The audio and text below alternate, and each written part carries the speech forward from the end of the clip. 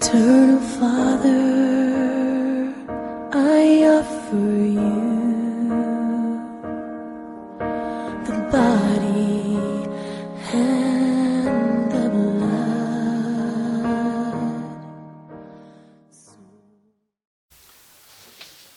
I take this golden opportunity first to thank God for the time that He has given me to share His word with you. I want you to just pay attention and get it right, because it is a moment that the Lord Himself wants to talk to you through me. Before I proceed on, I would like to read my Bible from the book of Numbers 12, chapter 12, that is verse 16. Verse 6, I mean. It says this way. And He said, hear my words. If there is a prophet among you, I, the Lord, make myself known to him in a vision. I speak with him in a dream. Not so with my servant Moses.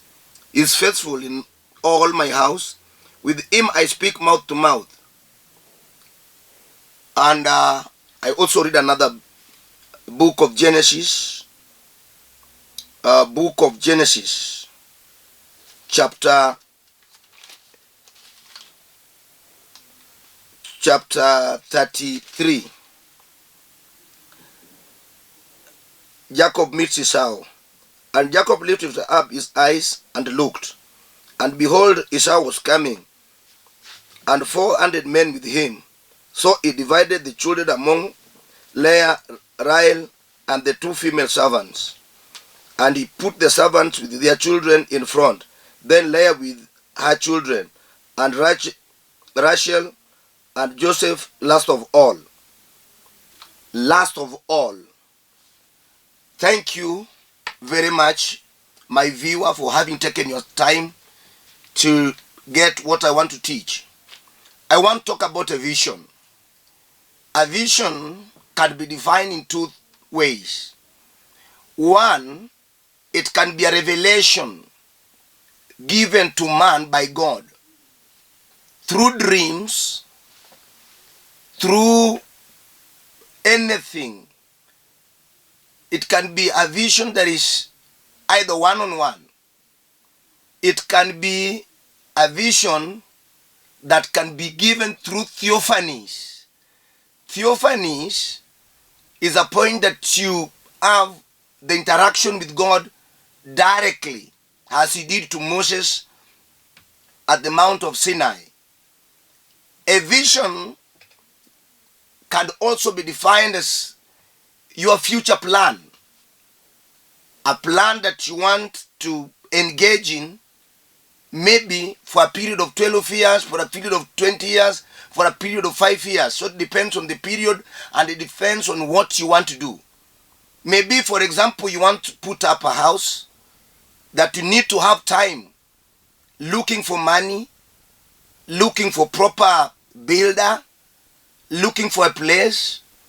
There must be some surveillance on the piece of land. There must be so many things. You have to engage the government. You have to engage the authorities that will also allow you to do that. So it is not a short term.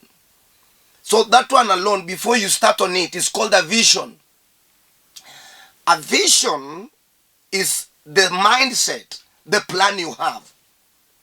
Then an enactment of the plan is called a mission. When you start working on the plan, you start buying materials. You start engaging the workmen. You start engaging those who are in the position to build the house. We call it a mission. So the mission, after the mission has already been completed, we call it a mission accomplished. I want you to get me right.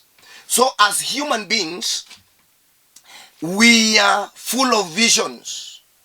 We are full of what you want to do. Another vision that I want you also to know is a vision, the first vision that is given by God. Not by your intention. You never intended to do anything, but God Himself makes you an object of His operation.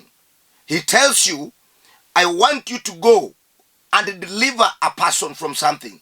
I want you to go and deliver a people from something. I want you to go and make me this. It is a direction given by God.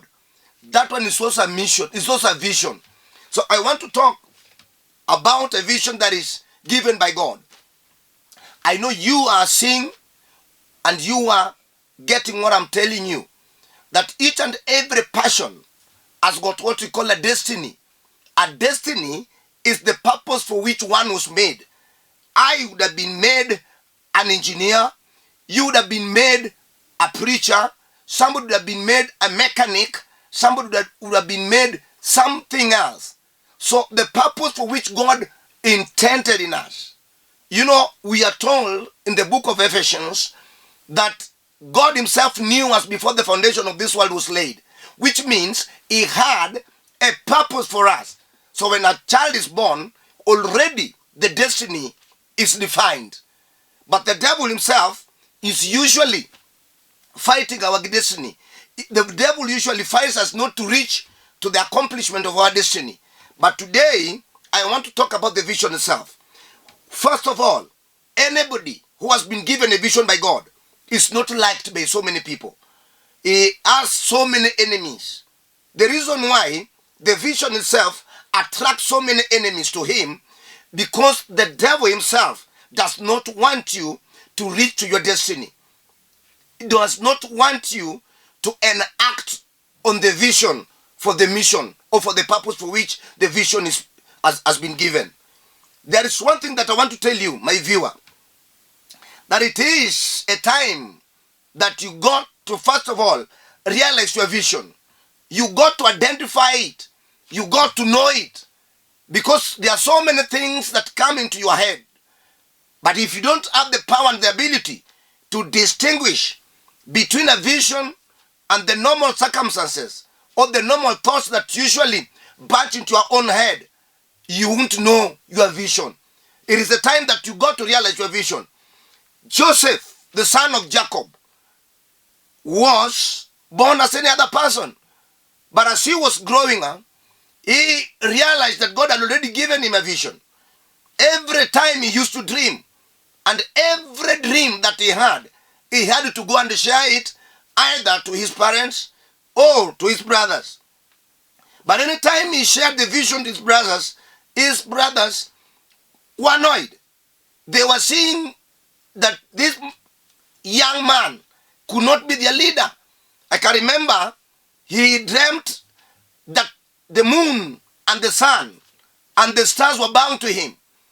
They were giving him respect. It was like he was their leader.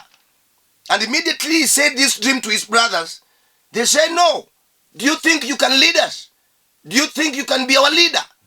You know, they used to diminish him.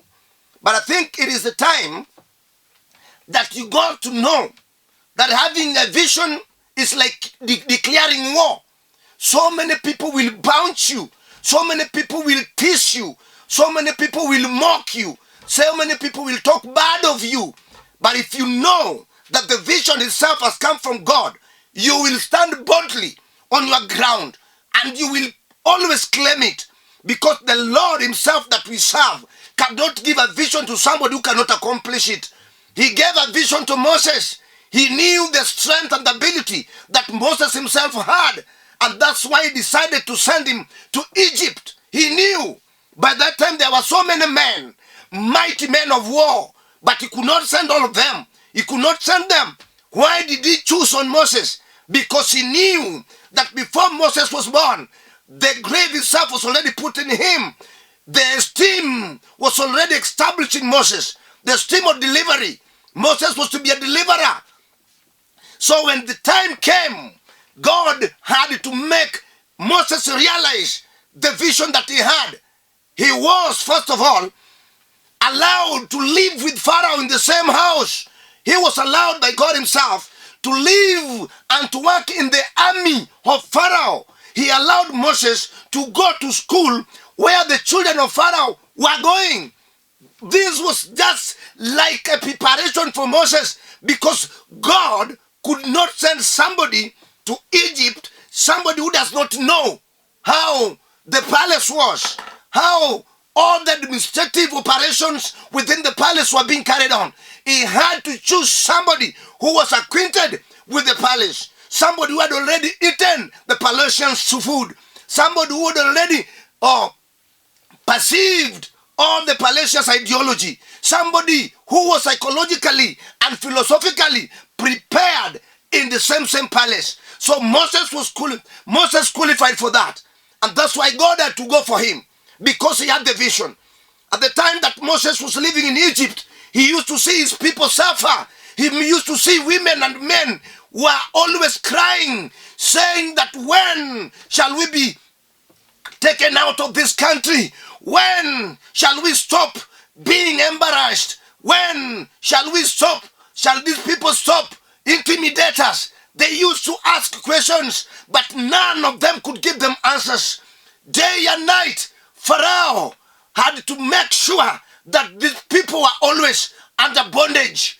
And because of this suffering, and God had already prepared a way of salvaging these people. And that's why he decided to send Moses. Moses with a vision of delivering his own people. Moses with a vision of taking his own people to a land of promise. Moses had a vision of suffering together with his people, not eating the Palatians' food, and his people are eating from the pits. I thank God for the heart of Moses. Yes, it is the time that you got to properly establish your vision. You got to realize the essence of you being a Christian or being here on earth.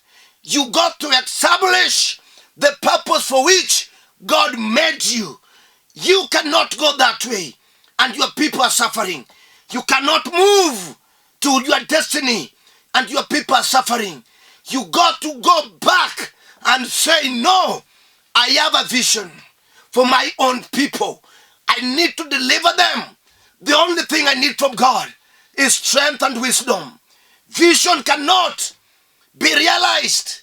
The end of vision, the end of that mission cannot be accomplished without the vision, without the wisdom from God. You got to ask the wisdom. You got to ask all the methodologies of heaven. You got to ask all the ideologies from God. You got to ask for proper position from God. You got to ask for how will you get to win the battle. And all the answers come from God. It is a moment that you, my brother and my sister, you got to understand your vision. How are you going to start acting on it? First of all, anybody with a vision must know one thing, that people don't need him because of what he has. People will always be accusing you falsely. People always will be beating you falsely. People always will be attempting to kill you because of the vision you have.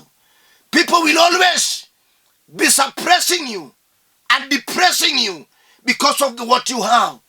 It is a potential that needs to be explored out so that your people and your life can change. A life is not an accident that can change without you acting on it. Everybody has been given equal opportunity, but the way we use the opportunity differs, because I might be sleeping on my opportunity and somebody might be acting on his opportunity.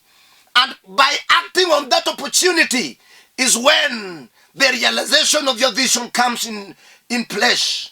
It is a time that we need to pray hard and ask God, what is my purpose of being here? What am I here on earth to do?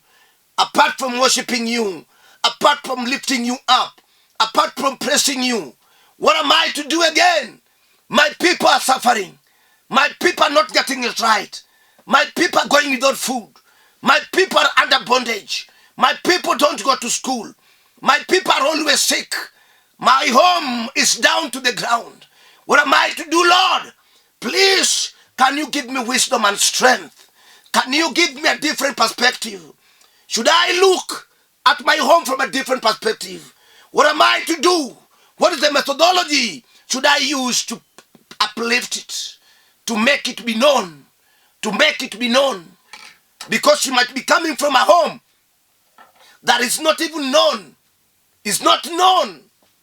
It is a time that you got to rise up and say that the reason why God himself saved me, he saved me in order to be a savior to my people, to preach the gospel of salvation, to tell them that without coming out of where they are, it could be a traditional cocoon, it could be a cultural cocoon. It's a cocoon that cannot allow them to see beyond, allow them to come and see out of the box. It is a time that we got to have a proper renewal of minds. We got to recollect, to comprehend. We got to compose what has been scattered by the devil. We got to make a way to our destiny. I know that there are wild animals, there are bushes and forests, but this cannot make us despair, cannot make us lose hope, because we are seeing our destiny. The Bible says that Moses himself saw Canaan, but he could not reach. It is a time that we got, first of all, to recollect ourselves. By the recollection, God himself will make us see the destiny. After seeing the destiny, now we start fighting the obstacles, the stumbling blocks that are before us. Those things that hinder us from reaching our destiny. First of all, is the sins that are in our hearts. Two of them is the traditional ties that we still have, even though we are saved. Third, are the influential friends that are still tied to our own. We should also leave them. It is a time that you need to have a friend that also goes to where you are going. It is a time that you got to leave them. Go with those who are going to where you are going. Reason to those who are reasoning the same. Flock with the birds of the same feathers. Never be alone, because you cannot achieve it when you're alone. You need somebody who can see where you're seeing. That is a friend indeed. That is what I'm saying. That man, the vision is there. Everybody talks of a vision. A small kid talks of a vision. A company talks of a vision. A church talks of a vision. The unsaved talk of a vision. The saints talk of a vision. But the question that I pose is, are you really in a position to come to your destiny, to come to the accomplishment of your vision? How many years have you ever spoken of a vision? That I have a vision. Come morning, you have a vision. Come in the evening, you have a vision. Everybody you meet, you talk of your vision. But have you ever realized it? What are the action plans that you ever put in place? First of the things that you need to do as a Christian, a devoted Christian, a given out Christian, is first of all to take time to pray. Prayer breaks the yoke. Prayer envisionizes the vision. A prayer missionizes the vision. Prayer gives us a new sight and insight. Prayer gives us strength. Prayer is there to mold it and to bring it clearly to you so that you can properly see it and say that for sure I have seen my vision. I have seen what it entails. I have already understood what the requirements it needs. I know it is a vision that can take me 10 years, but I will realize it. Prayer becomes one of the objectives, one of the requirements after having the vision. Whether you want to build a house, prayer. You want to marry, prayer. You want to finish your education, prayer. You want to be a doctor, prayer. You want to be an evangelist, prayer. You want to be a gospel singer, prayer. You want to deliver your people from the bondage of yokes, bondage of sin, bondage of diseases, bondage of backwardness. Prayer is needed a lot. A vision without a prayer cannot be realized. You can be having that vision for more than 30 years, but there is no proper realization to it. Second, you must ask yourself, are you properly positioned? How is your finance? How is your connectivity with God? How many times do you relate to God? How does God himself see you? What is the strength of the intimacy between you and God? Do you normally realize the presence of the glorious King always walking with you? Are you doing that? That is the positioning. Are you properly positioned to get the vision be enacted upon? You must position yourself. Third, you must identify the methodology on which you will use to recognize and to reach to the accomplishment of your vision. What method are you using? Method you're using. Do you know the method Moses used? The Bible says that he slaughtered a sheep, a ram, and by the smear of the blood, they were saved. So delivering them was now easy because they were saved. First of all, after positioning yourself, the method that we'll use, first of all, is to make yourself pure to God. By being washed by the blood of God. The blood of Jesus Christ. You cannot accomplish it. You cannot realize it unless your heart is pure. That is that. No escape. No another methodology. The fourth methodology, the third methodology, is to share it with those who are having the same. To share it with the experienced. To share it with the priests. They will give you the defined direction. Direction of divinity. They will give you direction of God. That the Lord has said this and you will follow it. My dear, I know that you've been singing about vision, but you never realized it. I want to pray for you. I want to pray for you so that you start acting on it. You start saying that, Lord, I have had this dream for so long, but I want it to start working. I want me to start working on it. If you have a dream where you are seated, as Joseph had, Joseph redeemed these people. When they came to Egypt for food, they lived there as princes and kings and prince. Let me pray for you. Father, in the name of Jesus, I take this golden opportunity to pray for my sister and to pray for my brother. He has been having good dreams, good visions, but there is no any heart of missiology.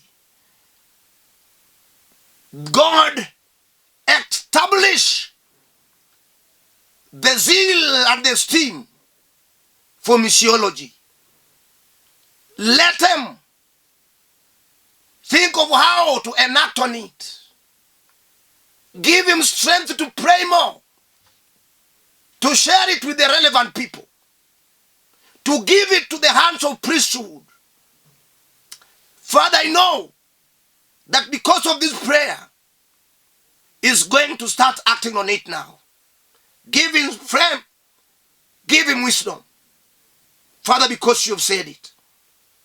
Father, as I pray, also remember the men of God and women of God that have stood with your word. Remember my wife, Marcelina Pio. Remember Kelvin. Remember Shadrach. Remember Nyasembu. Remember those who are worshiping and those who are bowing before you. Remember the church of the finished work at Calvary. Father, I thank you because you have done it. Remember Lolwe TV. Remember it, Lord. Father, I thank you for you have already remembered us. In Jesus' name, I pray. I know sometimes you might need my number so that we communicate with you. This is my number. 107 400 87 57 5. I repeat, 07 400 87 57 5. So in case you want to talk to me anytime. In case you want to come and worship with me, just take a bus in town, number 42 or number 8 at Railways. Come to Kibera and alight at a place called Olympic Stage. Call me from there. And in case of any problem that you might be having at home where you are, call me. Whether it needs counseling, it needs deliverance, whatever it needs, I'm ready for you. May God bless you. Shalom, shalom, shalom.